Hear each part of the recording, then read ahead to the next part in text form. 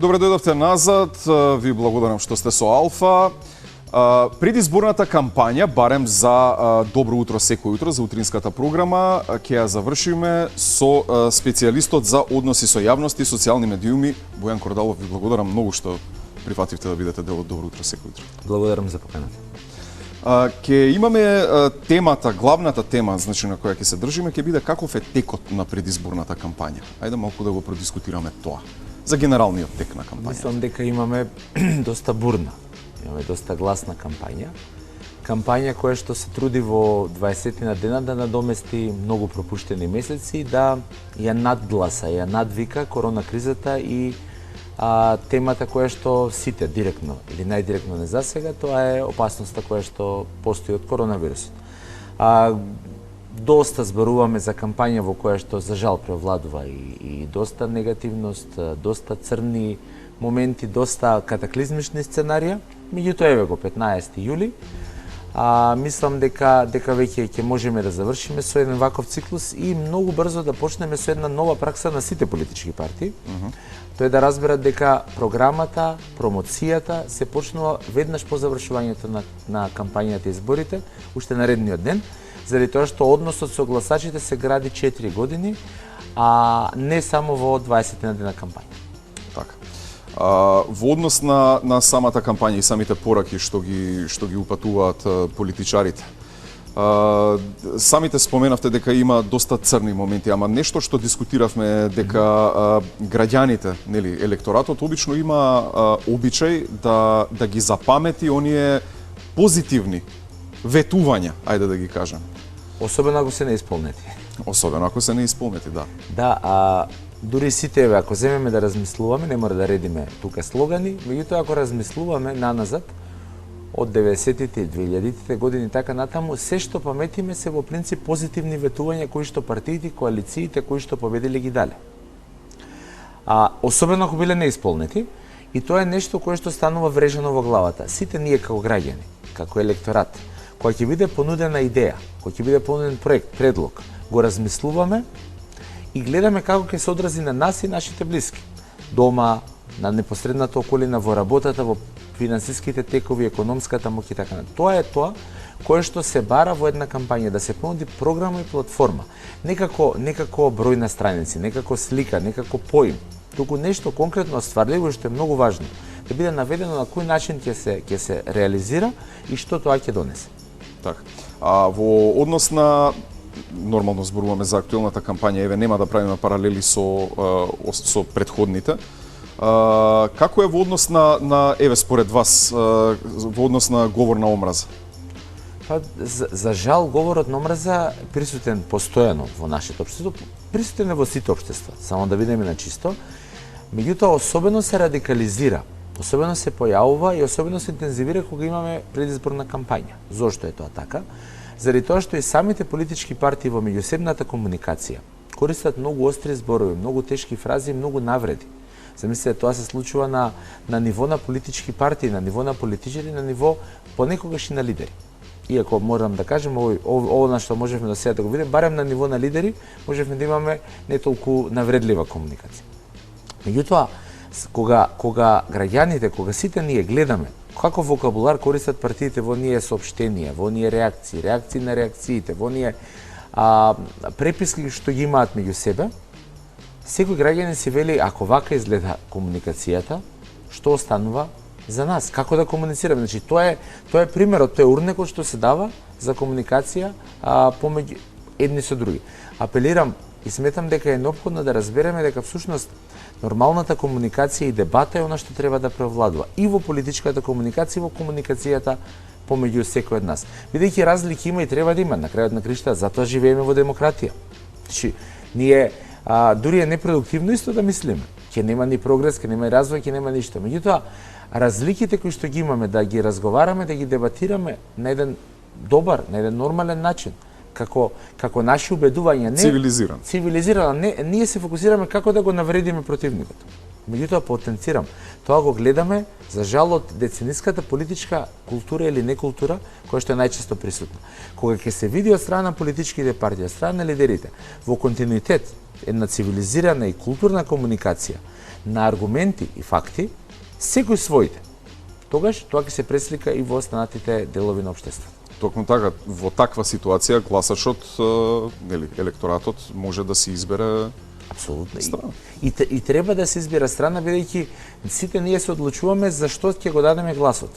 Дури и да велиме ќе казниме некого, ние сепак некому даваме шанса. На крајот тоа е резултатот. На секој избори добива партијата, коалицијата, кандидатот, кандидатката која што ќе добија мнозинство гласови. Така што секогаш е клучно што ќе се понуди, што ќе се даде.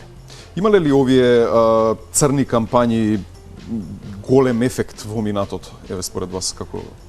Јас не мислам и стојам за тоа, го кажам во континуитет, многу поодамна, митоајте во медиумите 5-6 години повеќе. Значи, независно кој е на власт и во опозиција, го држам тој став, дека црната кампања не може да донесе победа.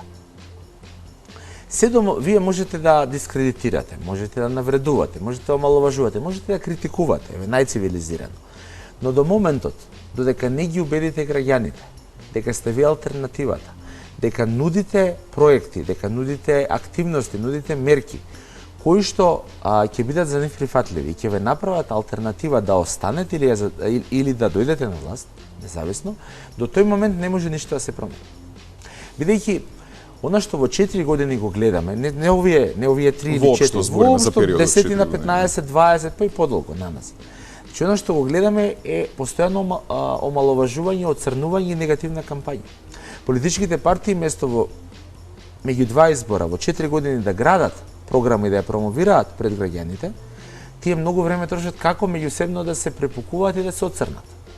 И вие кога ќе дојдете на 20 дена пред избори, 30 дена пред избори, колку што трае официјалниот дел на кампањата, веќе електоратот е свесен за негативните страни на сите. Меѓутоа, она што недостасува на секој од нас е јасно да се каже што ќе направиме како политичари, што ќе направиме како партии. И тука е клучот ако сакаме нешто да промениме.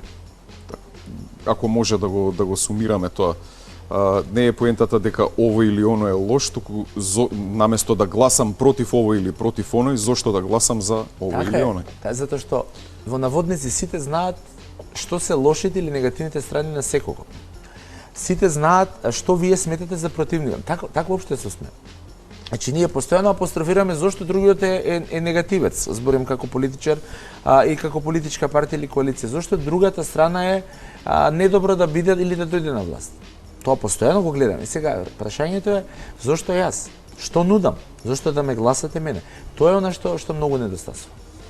Така. Во однос на, сакав малку да позборуваме и бидејќи го спомнавме говорот на омраза.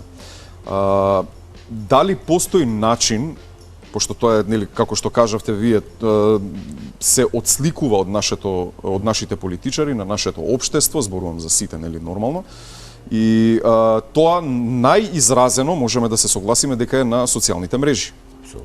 Дали постои начин тоа да се контролира, некако да се контролира, еве конкретно ќе зборуваме за понеделник, вторник и среда, за предизборниот молк? Ако зборуваме за предизборниот молк, односно ако ставаме фокус на говорот на омраза, тоа е дефинитивно важно да знаеме дека постојат две алтернативи секогаш кога нешто се прекршува. Едното е санкција, казна, другото е превентива. И во моментот, онаму каде што превентивата веќе не може да игра улога. Значи, каде што сме пропуштиле да се едуцираме, да се научиме за да разбереме колку е важна нормалната комуникација, добрата комуникација и продолжуваме да шириме говор на омраза, навреди и дискриминација, стапува на сцена санкцијата. Меѓутоа, санкцијата на социјалните медиуми не може да биде полиција која што цело време ќе лови, бидејќи знаете како интернетот има и една друга димензија. Тој постои измислен за да ја прошири, надогради демократијата, да овозможи дополнителна слобода на говор. Тоа никогаш не треба да го заборавиме, независно кој е на власт, во какво општество сме и се. Говорот на слободата на говорот е клучна и интернетот всушност постои да ни ја гарантира. Меѓутоа има граница, А тоа е во еден момент кој ќе почнеме да шириме говор на омраза, навреди, дискриминација. Тука веќе не државата, не институциите, самите себе се ограничуваме да престанеме со зборувањето, бидејќи сме прекршиле закони, сме прекршиле правни норми кои што биле пропишени. Така што многу е важно да почнеме од една превентивна улога и многу да зборуваме. Многу да едуцираме, многу да вложуваме не само во младите генерации, и во многу повозрастните генерации. Во секој оној кој што навистина ги пропуштил основите, постулатите на демократијата, тоа е дебата и диалог. Не е дебата ни диалог дури ни на социјалните медиуми каде што можеби сте под псевдоним вие да навредите некого. Значи, дебатата или искажувањето вашиот став подразбира да кажете што вие сметате за нечи став или кој е вашиот став. Тоа е цивилизирана, тоа е нормална дебата. Да кажете недостатоци нечии, навреди, клевети, дискриминација по било која основа, не само што нема да ја продлабочи дебатата, ќе ги оттргне луѓето кои што се одлучуваат или кои што сакаат да следат добра дебата, ќе ги оттргне од тоа. Ни многу често нас годиниве тоа не се случува. Вие имате на одредени социјални медиуми или на страни на Facebook, еве конкретно, жолчна дебата полна со пцовки, навреди и дискриминација. Ние имаме чувство дека целиот народ се кара. Не, тоа се неколкумина кои што тоа го прават, а граѓаните, гледајќи го тој невкус, бегаат. И тоа е сериозен проблем во нашето општество кој што мора да се најде решение. Дали може да се регулира? Јас не сум поборник на регулирање, заради тоа што сметам дека слободата на интернетот, слободата на говорот во онлайн просторот е нешто кое што треба да го негуваме. А нуспојавите, како што се говорот на омраза и дискриминацијата, треба да се санкционираат согласно важечките закони. Значи, доколку се шири говор на омраза, доколку во тие жолчни дебати се користат несоодветни зборови, пцовки и така натаму, луѓето фактички се дистанцираат, тие учесниците во таа дебата се дистанцираат себе си од граѓаните кои ги следат. И тоа е сосема логично и тоа така треба да биде. Меѓутоа, проблемот е како, кажавте едукација, дека треба постојано да се едуцира. Како би можеле да го поправиме тој проблем? Значи, прво би можеле на начин што ќе објасниме која е намената и што е добро однесување на интернет. Дали преку медиуми, дали преку образовен систем, дали преку активности на граѓански сектор, на државните институции и така натаму. Второ, кога доаѓаме кај државните, јавните институции, она што е многу клучно да се прави е да се негува слободата на говор, односно да се санкционираат говорот на омраза и дискриминацијата. Тоа значи, од една страна, транспарентност, отвореност, безусловна, но од друга страна значи јасна контрола врз вашите страни и канали на социјалните медиуми. Не да ја сопираме критиката. Критиката е потребна. Критиката е добра затоа што не движи напред. И тоа да го сопираме и санкционираме секој говор на омраза и дискриминација, секоја навреда на друга индивидуа, група, ентитет и така натаму. Значи, модерацијска политика. Истото би го сугерирало на медиумите.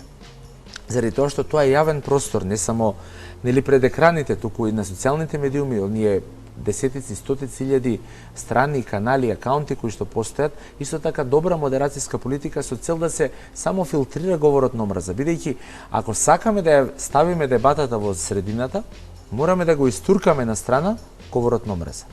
Додека 5, 10, 15, 20, неважно колку, но мал број на луѓе ја водат дебатата со тешки фрази, навреди и пцовки, секогаш сите оние кои што сакаат да кажат став ќе избегаат. Еве, вие сте сакале да изразите став по одредено прашање, комунално прашање на територија на вашата општина, и сте кажале, сметам дека треба да се поправи тоа или повеќе да се вложи, и вие сте се сочиле со серија на напади и навреди.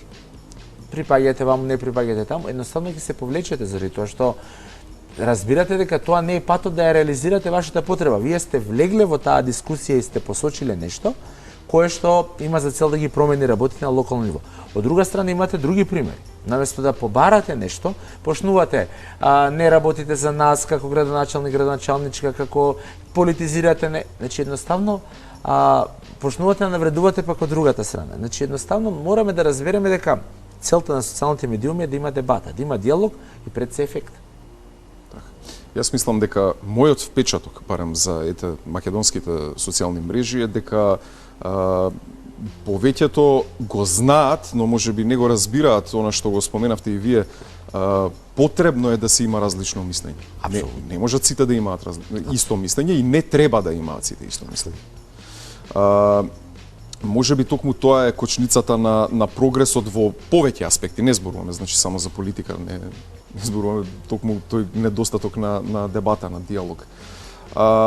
Вака, ајде да направиме сепак една паралела во однос на претходните предизборни кампањи. Како би ја оцениле вие како експерт оваа кампања? Оваа кампања е различна по многу работи. Во суштина во средиштето е пандемијата предизвикана од коронавирусот или COVID-19. Она што требаше партиите да го направат многу порано и што многу гласно зборувавме изборни циклуси назад, вклучително и претходните, тоа е се повеќе се напуштаат масовните собери, митинзи, големи средби со граѓани и така, и да се фокусира кон целни групи. Да се фокусира кон комуникација директно со граѓаните, значи посветување внимание. Конечно, оваа кампања помалку или повеќе се направи заради притисокот на корона кризата и вонредните услови на функционирање. Така, за стабилна влада, за справување ефективно. Едноставно не можете вие да бидете на терен и да, не можете, неодговорно е да повикате 100, 200, 500, 1000, 2000 луѓе во услови на криза и да потенцијално расширите вирус. Партиите оваа кампања што направија подобро е она што не ги повторија некои грешки од минатото, типот на големи собери кои што се скапи, кои што се многу потребни да се организираат, бараат многу ресурси. На крајот на грешката повторно ги собираат само вашите членови во првите редови. Значи на митинзите и на средбите со граѓани од масовен карактер, вие ги носите постојано или истите, или пак ги повикувате членовите од таа општина или од таа микросредина. И на тој начин вие не се обраќате на оние кои што всушност ви се таргет. Бидејќи имаме гласачи кои што не гласаат нас како партија, гласачи кои што ги гласаат опонентите и во средина неопределените, односно оние кои што сакаме да ја добиеме до вербата. И се вие кога одите на митинг со 5, 10, 15, 20 000 луѓе, тоа се 99% вашите поддржувачи. Да не се медиумите, пораката нема да дојде до неопределените. Во денешно време и социјалните медиуми, меѓутоа тоа е синергија. Социјалните мрежи се партнер на медиумите во целосното реализирање на денешната демократија и двонасочна комуникација со публиката. Значи, ако ги нема медиумите, пораката остана повторно меѓу вашите членови. Како неопределените ќе дознаат зошто да ве гласат вас, што нудите, како дури ќе дознаат што греши според вас противникот, политичкиот противник. Така што оваа кампања е добро што можеше да се разбере дека е важно пораките да стигнат до луѓето, да се градат добри односи со медиумите, не само во предизборие, туку постојано, да се активира колку што е можно по-иновативна, по-интересна стратегија преку социјалните медиуми за вклучување на граѓаните. За пласирање не само на кампањата, туку и дознавање кој е импулсот на дел од граѓаните што сакаат да споделат став со вас и што е многу важно, значи буквално да може да се презентира она што го правиме. Така што тој аспект е подобар. Од другите аспекти, каде што зборуваме за кампања, како и секој пат, како и очекувано за жал до сега, доминира црната кампања, доминира зошто не треба да се гласа за другата страна, зошто е лошо ако другата страна дојде на власт или остане на власт, зависи од која позиција зборуваме, и тоа се главните зборови. Не дека нема алтернатива. Гледаме спотови постојано, значи сите партии нудат програма, нудат платформа, меѓутоа кога ќе направите прегласно зборување, претешки зборови навреди кон противниците, во вода или второстепено паѓаат ветувањата. Едноставно нема простор ниту медиумите, ниту граѓаните, публиката да се фокусира на она што го ветуваат. Затоа, ајде веќе се вратам на она на почеток, можеби што го спомнавме. Поуката треба да биде сега, додиме чекор понапред. Значи на 16 јули, независно кој ќе ја освои власт, кој ќе остане или кој ќе дојде на власт, што и да се случи, партиите мора да почнат да работат за следната кампања. Не да држат митинзи, и тоа да пишуваат програма, да пишуваат платформа, да вклучуваат што е можно повеќе граѓани, што е можно повеќе целни групи. Светот одамна функционира на начин да вие градите програма и активности заедно со одредени целни групи. Дали е тоа по пол, дали е тоа по етничка припадност, дали е тоа по возраст, дали е тоа по економска моќ, дали е тоа по било кој параметар за нечи и така натаму. Значи да се вклучат уште од самиот почеток со цел да се направи добра презентација и промена на политичката култура и функционирање на партиите. Така, јас би го завршил разговорот со потенцирање на оној парадокс дека можеби пораките на политичарите во ек на пандемија, нели, на корона криза, успеа полесно да стигнат до неутралните, до широките народни маси, токму поради пандемијата, кога нели сите се затворени благодарение на медиумите и социјалните мрежи. Ако партиите разберат дека треба да се градат односи со медиумите, новинарите, а воопшто медиумските работници, постојано, професионално, тогаш секогаш пораката на вистински правилен начин ќе дојде секаде. Ако се продолжат одредени пракси што ги имало секогаш, некогаш повеќе, некогаш помалку, да имаме еден став кон медиумите во едно време, друг став во друго време, тогаш нема да можеме да дојдеме до важното. Тоа е всушност да пораката дојде до граѓаните. Бидејќи и политичарите, особено јавните институции, и медиумите имаат иста цел. Тоа е добро информирани граѓани. Меѓутоа во 21. век тоа значи многу побрза повратна врска до политичарите, до јавните институции, преку медиумите и социјалните мрежи од страна на граѓаните. Така што би се сложил, меѓутоа она што би го апострофирал е да се секогаш вложува многу повеќе во градење на тој однос со медиумите и секако ставање на добра стратегија и тим во делот на социјалните мрежи. Заради тоа што социјалните мрежи се партнери на медиумите.